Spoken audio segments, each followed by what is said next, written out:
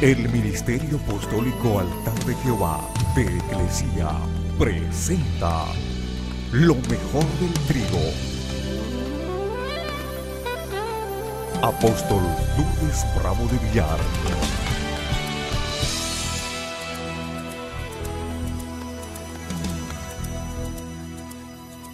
La gloria de Dios maneja mi vida. ¿Cuántos les gusta este lugar? Y se ha preguntado qué pasaría si sacáramos las pantallas, quitáramos la decoración, quitáramos la plataforma. ¿Se ha preguntado? ¿Qué pasaría si se quitaran los asientos cómodos de la iglesia? La palabra sería o seguiría siendo suficiente para que la gente se reuniera. En otros países del mundo hay una iglesia cristiana que se llama la iglesia secreta. ¿Sabe por qué? Porque no tienen libertad para reunirse. Y la gente que tiene hambre de la palabra se reúne desde temprano, en la mañana, por ejemplo. Y ellos hallan insuficiente lo de la mañana.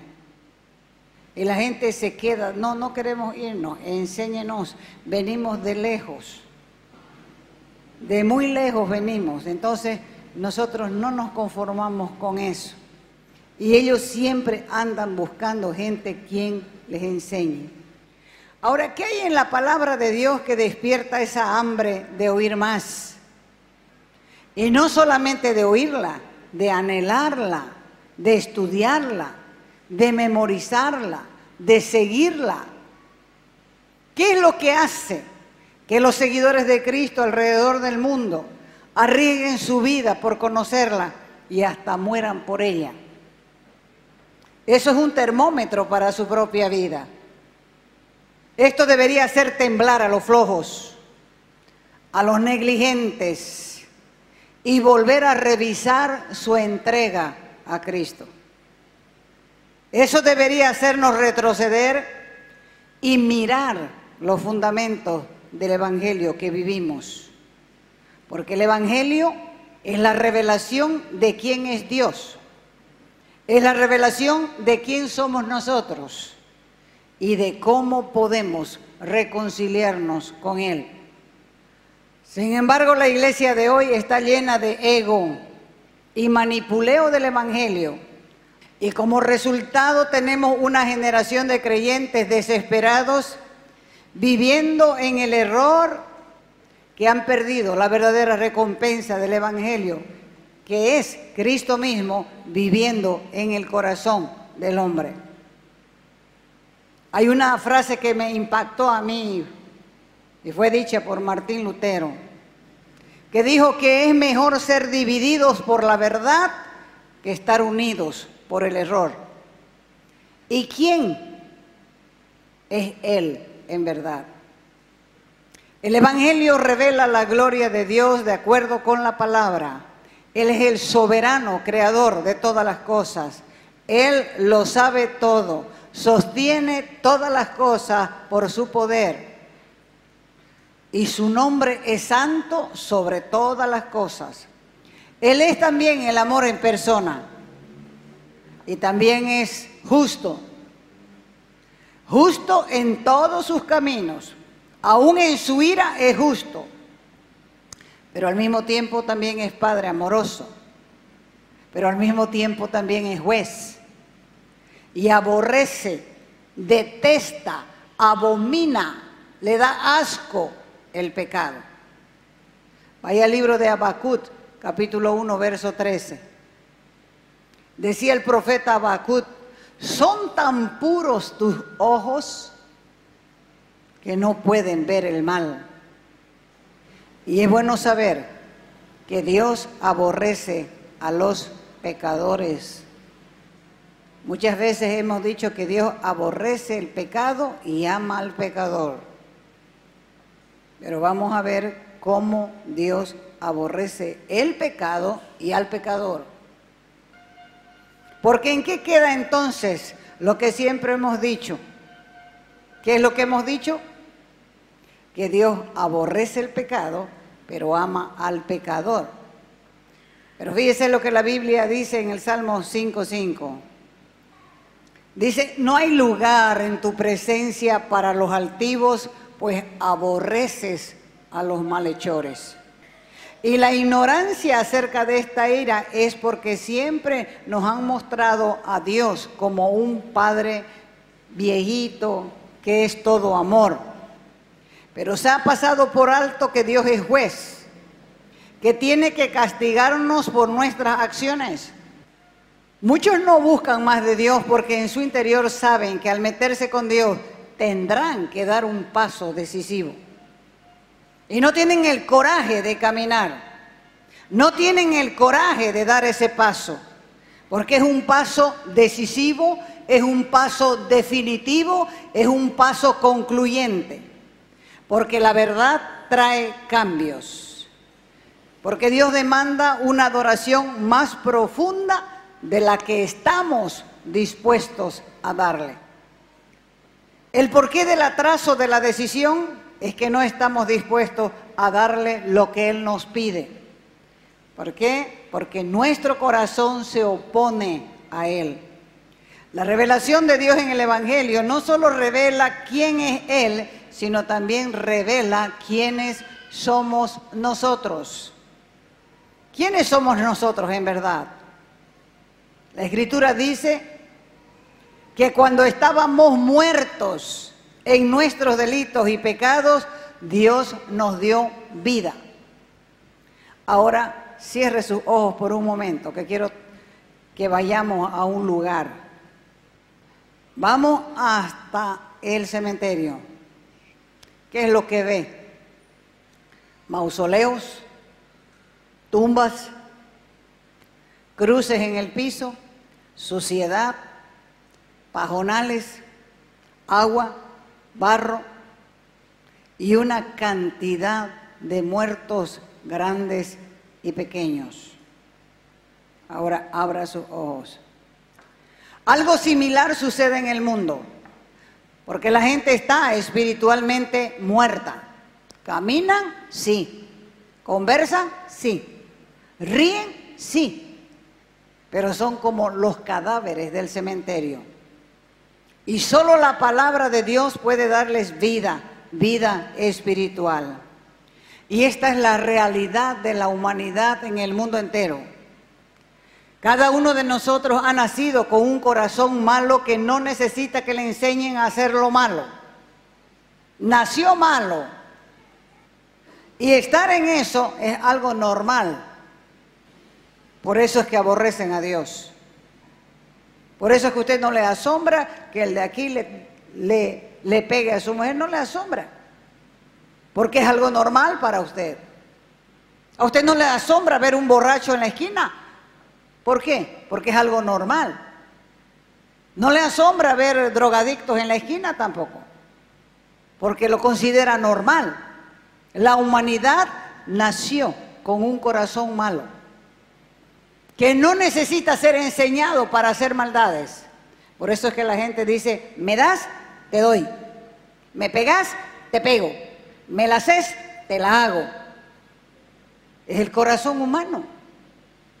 Está prácticamente en su hábitat. Esa es su forma de vida.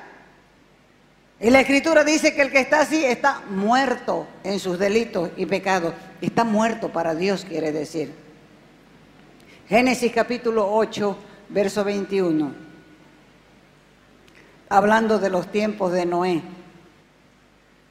Cuando Dios levantó a este hombre, porque lo halló justo en su generación, le dijo, vas a construir un arca con estas dimensiones. Y este hombre obedeció a Dios y comenzó su trabajo. En aquel tiempo la gente vivía muchos años. Así que él, mientras construía el arca, él predicaba a su generación. 120 años, dice la Escritura, que predicó Noé, y la gente no se convirtió. 120 años hablándole a la gente, diciéndole a la gente que se arrepienta, pero la gente se burlaba de él. porque nunca había visto lluvia siquiera, porque hasta ahí la tierra era mojada, se puede decir de otra manera, como un vapor, dice que salía, como neblina también, como humedad, pero lluvia, ellos no conocían. Así que cuando Noé decía, va a llover, Dios ha dicho que tiene un juicio para este pueblo, arrepiéntanse, nadie le hacía caso. Y se pasó gritando 120 años, hasta el día que estuvo completa el arca. Y comenzaron a caer las primeras gotas. Entonces la gente comenzó a mirar, ¿qué es esto? ¿Qué es esto? Comenzaron a caer las primeras gotas y comenzó la tierra a manar agua. Y comenzó a subir el agua. Tanto subió el agua que dice que los montes más altos, encima de ellos, habían 6 metros 75 de agua. Cuando yo era una niña, vi un dibujo del diluvio y yo decía, ¿por qué no se agarran de una tabla? Yo buscando la forma de que uno pudiera salvarse. Si a mí me hubiera tocado, decía yo, me agarraba de una tabla. Porque no sabía la cantidad de agua que llovió y subió de abajo el agua subterránea y los mató a todos. Pero dice el capítulo 8, verso 21, cuando salió del arca, Noé hizo un sacrificio. Y al aspirar, dice, el agradable aroma del sacrificio, Jehová decidió, nunca más, dijo, maldeciré la tierra por causa del hombre. Pues veo que sus pensamientos están inclinados al mal ya desde su infancia. Y nunca más, dijo él, volveré a castigar a todo ser viviente como acabo de hacerlo.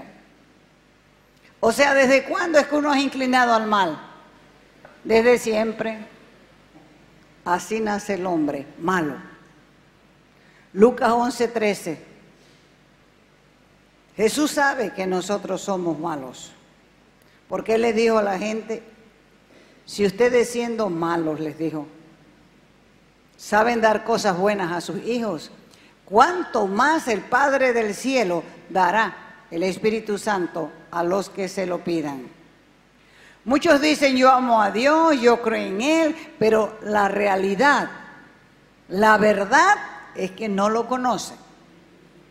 Y no se puede amar a alguien que no se conoce. Solo creen en el Dios que se han fabricado en su mente. Porque al Dios de la Biblia lo aborrecen. ¿Por qué? Por las demandas que hace. Lo encuentran muy exigente. Y es que Jesús es radical y su evangelio también es radical. En nuestra maldad nos rebelamos contra Dios. Tomamos su ley escrita en su palabra, conocemos lo que dice la palabra y de frente le desobedecemos. Este es el mismo pecado de rebelión del Edén. Porque aunque Dios nos ha dicho que no comamos del árbol del conocimiento, igual comemos. Desdeñamos la autoridad de nuestro Creador sobre nosotros. Y no hemos entendido todavía que Dios llama a la tormenta y la tormenta viene. Dios ordena al viento que sople y el viento sopla. Dios manda la lluvia que caiga y cae. Todo en la creación obedece a su Creador, menos el hombre. Y tenemos todavía el coraje de mirarle a su cara y decirle no. Juan 8:34. Jesús les dijo, les aseguro que todos los que pecan son esclavos del pecado. Por eso, si se les habla de esclavitud de Satanás y del riesgo de sus propias almas, ellos no lo pueden entender. ¿Por qué? Porque es como si escucharan cosas raras. Por eso el Señor les dijo que el hombre que practica cualquier tipo de pecado es esclavo del pecado. Y ese era el caso de la mayoría de ellos. Cristo nos ofrece libertad con el Evangelio. Y Él tiene poder para darla. Por eso dice la Escritura que a quien Cristo liberte, ese va a ser verdaderamente libre.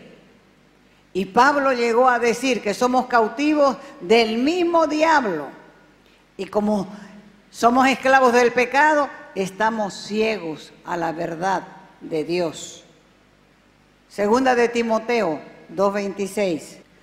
Está hablando el apóstol Pablo a Timoteo en su segunda carta y le dice: a fin que se despierten y escapen de la trampa en que el diablo los tiene presos para hacer de ellos lo que quiera. Así que mientras más sigamos lo que es bueno, más rápido y más lejos huiremos de lo malo. Mantener comunión con los santos nos saca de la comunión con las obras infructuosas, las obras inútiles, las obras vanas de las tinieblas y de la carne. Pablo nos advierte contra las peleas con la religión. Ese es el método de las Escrituras para tratar con los que están en el error. Vaya a Efesios capítulo 4, verso 18. Dice Pablo a los efesios que tienen oscurecido el entendimiento. Ellos, dicen, no gozan de la vida que viene de Dios, porque son ignorantes a causa de que tienen un corazón insensible. El apóstol le encarga a los efesios que después de profesar el evangelio, no deben ser como los gentiles inconversos que andan en la vanidad de su mente y en la carne. Así que debemos enfatizar la distinción entre los cristianos radicales y los nominales. Los cristianos nominales están desprovistos de todo conocimiento de Dios y siguen en tinieblas y la aman más que la luz. No les agrada la luz, aborrecen la santidad. El camino de vida que Dios demanda lo hallan una exageración. La naturaleza corrupta se llama hombre, y como el cuerpo humano tiene diversas partes que se apoyan y fortalecen entre sí para lo malo. Porque los deseos pecaminosos son concupiscencia engañosas. Prometen felicidad a los hombres, pero los vuelven más miserables y los van llevando cada vez más cerca de la destrucción. No basta con sacarle los principios corruptos. Debemos cambiar los principios antiguos por los principios que nos enseña el Espíritu Santo. Porque el hombre nuevo tiene que tener una nueva naturaleza. Esa nueva criatura debe ser dirigida por un principio nuevo, porque el Espíritu Santo lo ha regenerado. Cuando estaba muerto en sus delitos y pecados, el Espíritu le dio vida y lo capacitó para llevar una nueva vida de justicia, una vida de santidad. Esto es una producción del poder omnipotente de Dios Espíritu Santo. La gente piensa que cuando se convierte tiene que bregar para dar una imagen hipócrita de lo que realmente es. No se da cuenta que nadie tiene que bregar, lo que tiene es que creer, porque en la Biblia todo es por fe. Somos salvos por fe. Recibimos el Espíritu Santo por fe. Caminamos en victoria por fe. Y a medida que nosotros vamos caminando, el Espíritu Santo nos va capacitando con la palabra a vivir de una manera diferente. Quien no lee no puede cambiar, porque no tiene material el Espíritu Santo para mostrarnos los principios antiguos y los principios nuevos. Es por eso que hay tanto creyente nominal, carnal, sinvergüenza, que hace hablar mal del Dios que dice creer. Segunda de Corintios 4:4 dice: pues como ellos no creen, el Dios de este mundo los ha hecho ciegos de entendimiento, para que no vean la brillante luz del Evangelio de Cristo, porque el Evangelio es glorioso, es la imagen viva de Dios. Aquí está aclarándonos que nuestro entendimiento está entenebrecido y que nuestros corazones son como piedra. El mejor hombre desmayarían si no recibieran misericordia de Dios. Podemos confiar en esa misericordia que nos ha socorrido, sacándonos y llevándonos adelante. ¿Y saben qué? Nos ayudará hasta el fin. Así que no hay pretexto para vivir una vida cristiana mediocre, porque tenemos la palabra. La palabra es Cristo. Cristo es la palabra. Van juntas, no se divorcian, van juntas. Y tenemos el poder del Espíritu Santo para ministrarnos, para enseñarnos, para recordarnos lo que Cristo dice en su palabra. Es por eso que Cristo en su Evangelio hace una revelación gloriosa a la mente del hombre. Pero el designio del diablo es mantener a los hombres en la ignorancia. Si sos un ignorante en la palabra, estás en manos del que sabes. Cuando no puedes mantener fuera del mundo la luz del Evangelio de Cristo, Él no se ahorra esfuerzos para mantener a los hombres aparte, y no solamente ponerlos aparte, sino levantarlos en contra del Evangelio de santidad. El rechazo del Evangelio aquí se atribuye a la ceguera voluntaria y a la maldad del corazón humano. El yo no era el tema ni el fin de la predicación de los apóstoles. Ellos predicaban a Cristo como Jesús, como el Salvador, como el Libertador, que salva hasta lo sumo a todos los que vayan a Dios por su intermedio. Los ministros del Evangelio están sometidos a las mismas pasiones y debilidades que los demás hombres.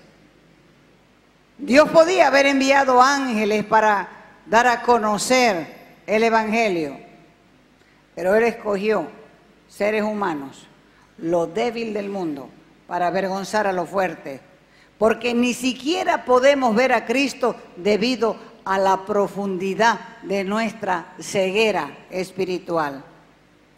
Y la Biblia nos describe como enemigos de Dios, pero también nos describe como objetos de su ira y espiritualmente muertos y separados de Dios. Y lo peor es que no podemos hacer nada solos, nada. No podemos hacer nada por cambiar, porque nuestra condición delante de Dios es la misma. Nada malo se puede convertir en moral. Una persona que está sin Cristo no puede elegir el bien. Y si lo elige, son cortos periodos de tiempo, porque al final, dice la gente, este dio de lo que es. Ningún hombre que es esclavo puede liberarse a sí mismo. Ninguna mujer que está ciega puede recuperar su vista por sí misma. Y ninguna persona que está muerta puede volver a vivir por sí misma. El Evangelio nos enfrenta con la desesperanza entonces. Nos muestra nuestra condición pecadora. Aún así, no nos gusta lo que vemos, porque vivimos en una tierra que está empujando a la gente para que se supere. Desde el punto de vista bíblico, la cosa es totalmente diferente. Eres enemigo de Dios, estás muerto en pecado y eres rebelde. Y lo más triste es que ni siquiera te das cuenta. Ni siquiera puedes ver lo que necesitas. Tampoco puedes revivirte a vos mismo.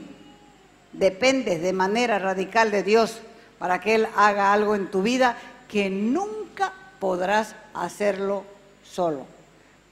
Entonces, ¿qué es lo importante en realidad? Es el Evangelio que revela la profundidad de nuestra necesidad de Él. Nos muestra que no hay nada que podamos hacer. No podemos fabricar, no podemos programar nuestra salvación. es Dios mismo quien tiene que abrir nuestros ojos.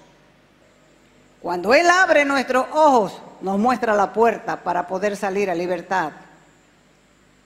Nos muestra en su palabra cómo podemos vencer la maldad.